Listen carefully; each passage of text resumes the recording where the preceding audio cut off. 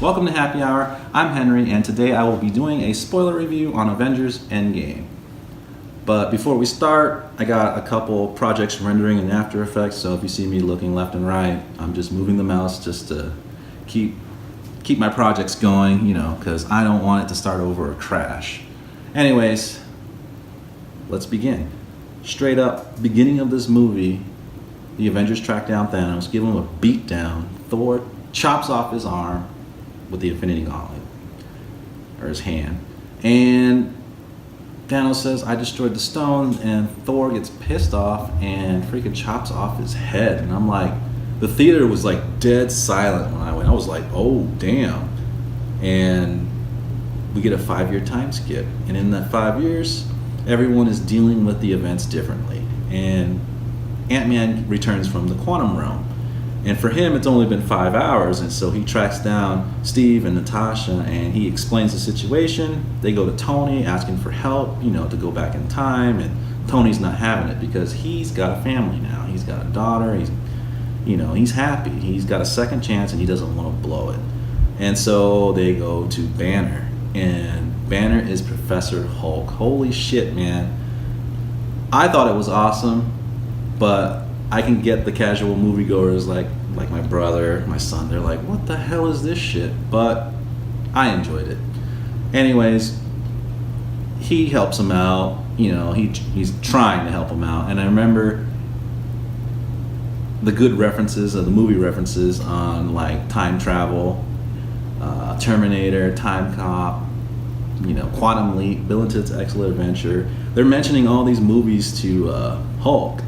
And Hulk's like, Banner's like, dude, that shit don't make sense. He's like, you can't go in the past and change it and expect it to be changed in the future. It doesn't work that way. And it's confirmed because they go back in time and the Ancient One says the same thing. It'll create an alternate timeline. The present's still gonna stay the present. And they do a couple test runs and it doesn't work out for them. Then Iron Man shows up, brings the shield, he decides he wants to help. And so they go back. They got 3 teams, 3 different timelines they got to go to. They go back to the Battle of New York in 2012. I think it's 2012, yeah. They go back 2012, and then they mess up. Loki gets the Tesseract and disappears, and they're screwed because they have a round trip to go to the past and come back to the present. And now they're like, well, what do we do? And then Tony figures out, well, we can go back, like, I guess 1970, I think it's 1970s or 60s or whatever, because Hank Pym will be there along with the Tesseract. And so they'll get more Pym particles so they can make another round trip back to the present. They go back there. You get to see a Stan Lee cameo, the sticker, enough said. That was kind of cool. And then they get it. They get the Tesseract. And they get the Pym particles. And then Cap sees Peggy and he's having a moment. And, that's an important part of the film. So then we go to 2014. And then we see Quill, which was probably like one of the funniest moments in the movies for me, because he's singing and it's not sounding like the soundtrack that's playing. And War Machine and Nebula are like, what the hell? And they jack Quill and get the Power Stone. And then like Nebula glitches because past Nebula and present Nebula share the same network. And so 2014 Thanos is like, okay, I won, but I died too, so I'm gonna change all that shit. And so he has his daughter Nebula from the past trade places with the present day Nebula, and she goes back to the future, or the present day. And they get all the Infinity Stones, everybody makes it back, Thor makes it back.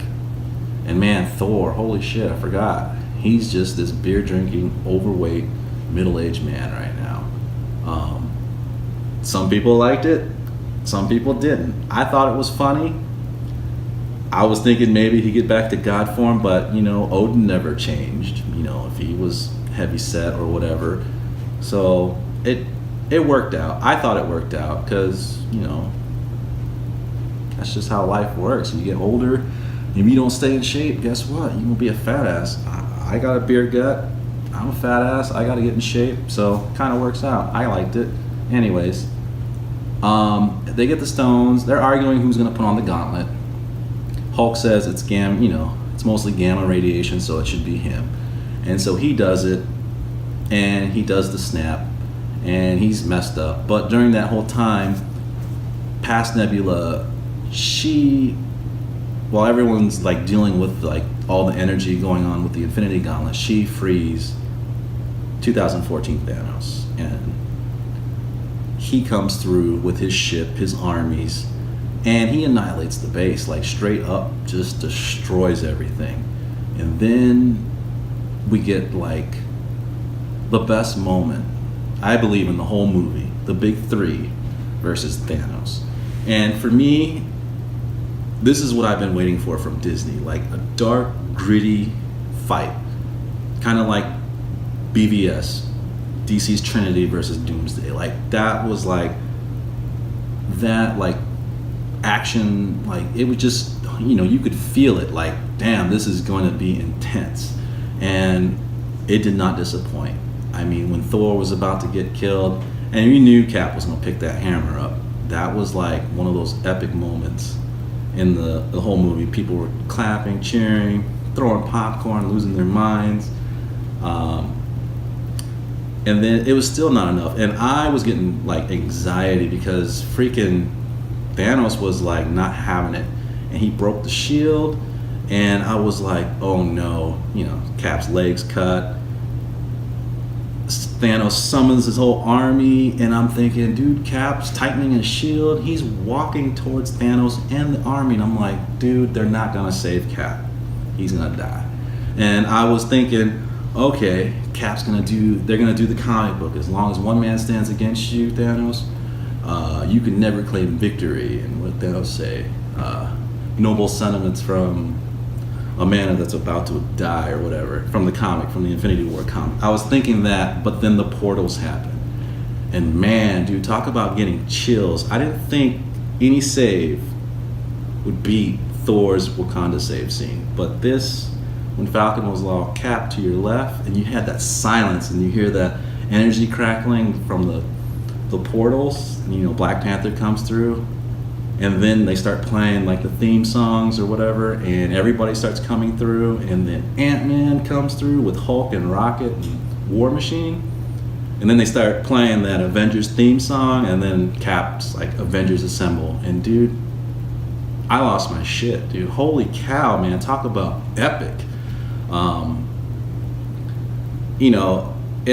the first thing I thought when I saw Pepper and Iron Man together, I was thinking Guyver, dude.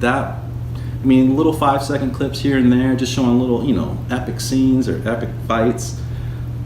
Marvel, you did good, man. This was like everything I dreamed of. I've been waiting for this shit since I was like 5 years old, 1982. I was like, show me a badass fucking comic book movie, and this was it right here. The only thing I was disappointed in this scene, or actually in this, this scene in particular, was when Thanos came through. I remember him talking shit about Ronan in Guardians of the Galaxy. And because the Captain Marvel movie, Ronan and Captain Marvel had a stare down, I was hoping that he was like, get Ronan and his troops and we're going to the future. I was hoping for that. So even if they didn't fight and just had a stare down, like Captain Marvel would know, hey, I met this motherfucker before. I'm gonna fight him and whatever. I was just hoping for like a cameo or something. That would have been kind of cool. I think.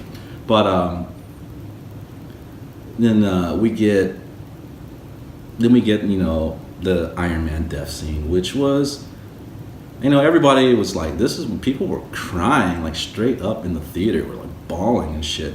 I was a little emotional only because when his arc reactor went out, it just reminded me of my dad, because my dad passed away 2 years ago, and when the reactor went out, I was getting emotional. Like I was starting to tear up, not because Iron Man died, but I was thinking about my dad. And I had flashback to 1986, Transformers the movie, and I was like, when Optimus died, his lights went out, and I was just like, fuck, man. And then like at the end of the movie, when all was said and done, I would always go home with my son and my brother, to my dad's house, and we do like a spoiler review. My dad would be like, "How's the movie?"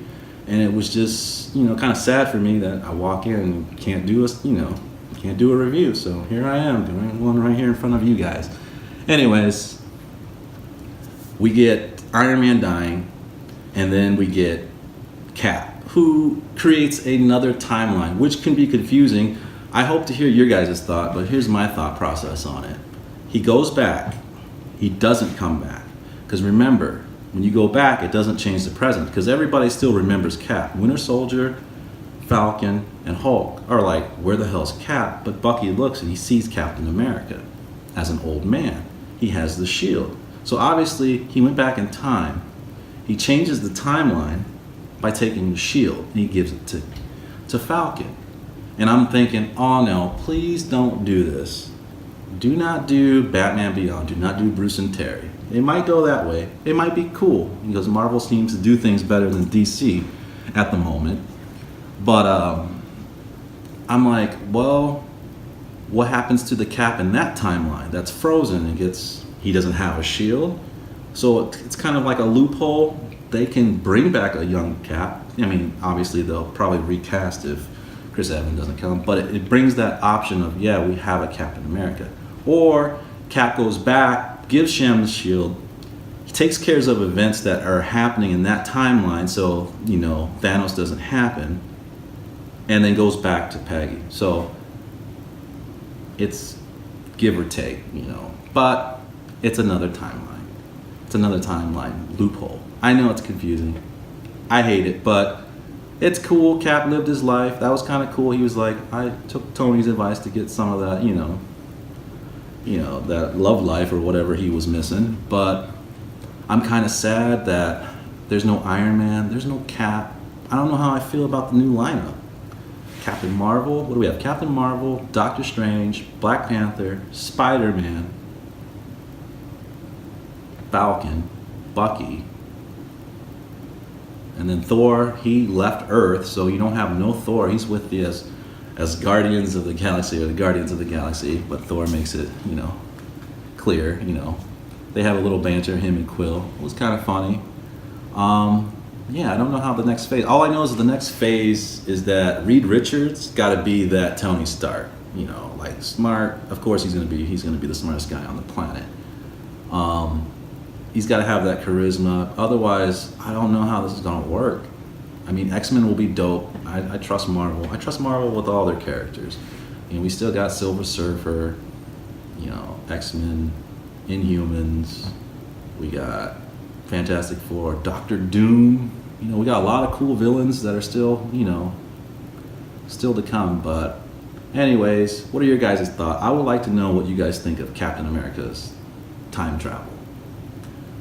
How does that work in, how does that work in the alternate timeline's future? Because if that Cap doesn't have a shield, what the hell is going to happen? I know he's a super soldier and he can mess up things. He probably uses guns and be like a Punisher or something, but I'm kind of worried. But let me know what you guys think. And if you like this video, drop me a like, comment, and share. Subscribe if you haven't already. Join the Happy Nation. And thanks for watching. Peace.